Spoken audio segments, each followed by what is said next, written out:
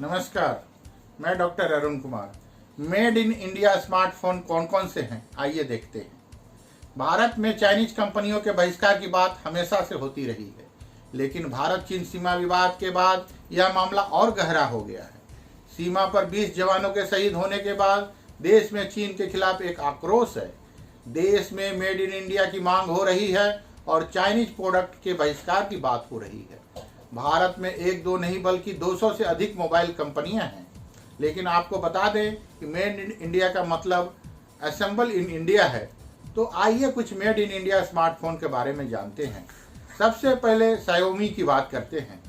Xiaomi के smartphone की फैक्ट्रियां तमिलनाडु, आंध्र प्रदेश और उत्तर प्रदेश के नोएडा में है, जहां Redmi 8, Redmi 8A, Redmi 8A Dual, Redmi Note 7 Pro, Redmi Note 8, Redmi Note 8 Pro, Redmi Note 9 Pro, Redmi Note 9 Pro Max, Redmi K20, Redmi K20 Pro, Pioxio F1, Pioxio X2, Mi A3 जैसे smartphone बनते हैं। यानी ये सभी smartphone made in India है, जबकि Mi 10 का production चीन में होता है। सैमसंग की बात करें तो दक्षिण कोरियाई इस कंपनी की भारत में एक ही फैक्ट्री है जो कि नोएडा में है और दुनिया की सबसे बड़ी मोबाइल प्रोडक्शन फैक्ट्री है, जिसकी उत्पादन क्षमता करोड़ों में है।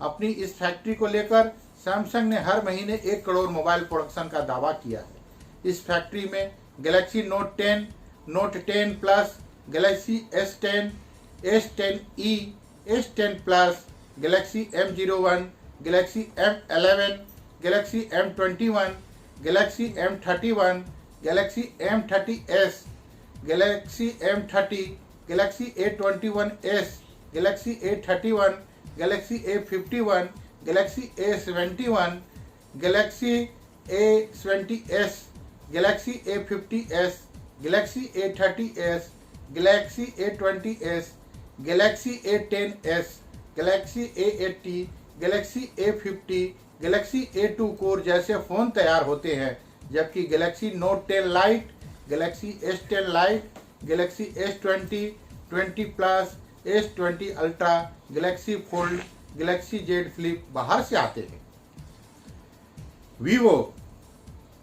वीवो के मोबाइल प्रोडक्शन की फैक्ट्री भी ग्रेटर नोएडा में है, जिसमें करीब 10,000 लोग काम करते हैं।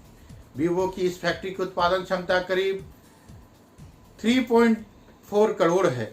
भारत में बिकने वाली वीवो के सभी फोन मेड इन इंडिया हैं, जिनमें Y50, Y19, S1 Pro, V17, V19, Y91, V11, U20, V17 Pro, U10, Z1X, S1, V15, V15 Pro, Y91i, Z1 Pro, iQOO 3, Y12 शामिल हैं। ओप्पो की फैक्ट्री भी ग्रेटर नोएडा में ही है, जहां Find X2, Reno 3 Pro, Reno 2, Reno 2F, Reno 2Z, Reno 10X Zoom, F15, F11, F11 Pro, A31 2020, A9 2020, A52, A5 2020, A12, A11 के K3 phone तैयार होते हैं। रियलमी के सभी फोन का प्रोडक्शन ग्रेटर नोएडा में ओप्पो की फैक्ट्री में होता है। यहाँ X3 super zoom, X50 pro, X2 pro master addition, X master addition, XT 6 Pro 6, 5 Pro, 5S, 5, 3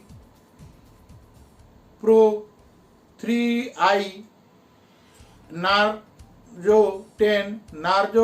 10A, C3, C2 जैसे फोन का प्रोडक्शन होता है। वन प्लस की भारत में वन प्लस के नाम से कोई फैक्ट्री नहीं है। वन प्लस के फोन का प्रोडक्शन ओप्पो की फैक्ट्री में होता है। वन प्लस 7 और 8 सीरीज के फोन मेड इन इंडिया हैं। एप्पल फैक्ट्री भारत में तमिलनाडु और कर्नाटक में है, जहां iPhone XR, iPhone 7, iPhone 6s तैयार होते हैं।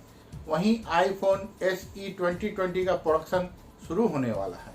IPhone 11, 11 Pro, 11 Pro Max, iPhone XS, XS Max, iPhone 8, 8 Plus made in India phone नहीं है। मोटोरोला के कुछ फोन का प्रोडक्शन भारत में होता है। कंपनी तमिलनाडु में है। भारत में मोटोरोला के RAZR 2019, 1 fusion plus, 1 vision, 1 action, 1 macro, G8 power light, G8 plus, E6s जैसे फोन का प्रोडक्शन होता है। नोकिया के फोन की बिक्री और उत्पादन HMD ग्लोबल करती है। Nokia 7.2, Nokia 7.1, Nokia 6.2, Nokia 5.3, Nokia 3.2, Nokia 2.3 made in India है, जिसका प्रोडक्शन आंध्र प्रदेश में हुआ है। माइक्रोमैक्स और लावा। माइक्रोमैक्स की फैक्ट्री उत्तराखंड में और लावा की उत्तर प्रदेश में है। माइक्रोमैक्स ने पिछले 12 महीनों में कोई फ़ोन लॉन्च नहीं किया है। लावा के फ़ोन भारत में ही बनते हैं। इंटेक्स के फ़ोन के बाद प्रोडक्शन बंद हो गया है।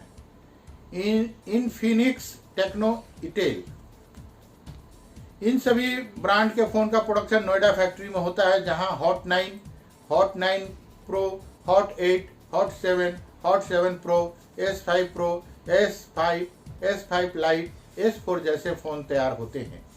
आईटेल और टेक्नो के फ़ोन भी भारत में ही बनते हैं। धन्यवाद। आपका अपना doctor Arun Kumar.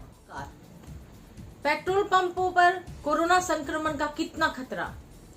Corona virus संक्रमण के मामले में दुनिया भर में बढ़ रहे हैं। सार्वजनिक जगहों पर लोगों के जमा होने पर रोक है, लेकिन पेट्रोल पंप खुले हैं और अब ऐसे दावे सामने आ रहे हैं जिनमें कहा जा रहा है कि पेट्रोल पंप पर वायरस कई दिनों तक मौजूद रह सकता है।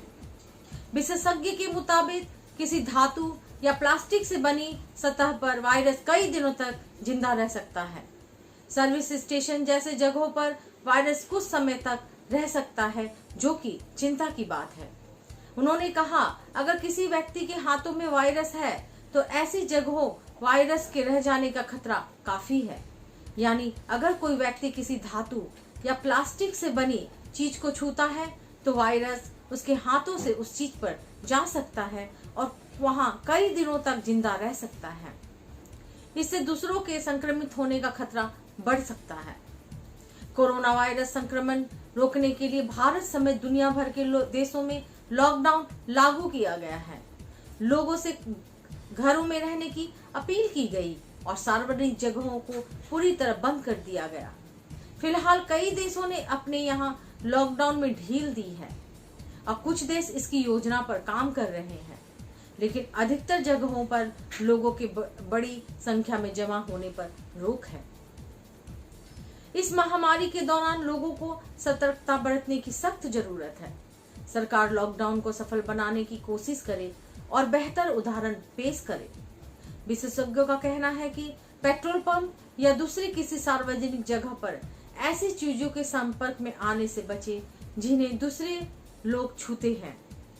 अगर आप ऐसी चीज को छूते हैं तो खुद को सैनिटाइज जरूर करें। हाथ बिना धोए अपनी आंख, नाक और मुंह को ना छुए। सैनिटाइज का इस्तेमाल करें या साबुन से अपने हाथ धोएं।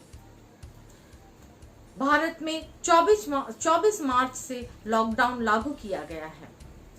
हालांकि पेट्रोल पंप लगातार खुले हैं। सरकार ने पेट्रोल पंप को जरूरी सेवाओं की कैटेगरी में रखा है। अभी भी भारत में कोरोना संक्रमण तेजी से बढ़ रहे हैं। संक्रमण से बचने के लिए पेट्रोल पंप पर बिना मास्क के आने वाले को पेट्रोल ना देने का फैसला भी लिया गया है। मैं ललिता कुमारी, धन्यवाद।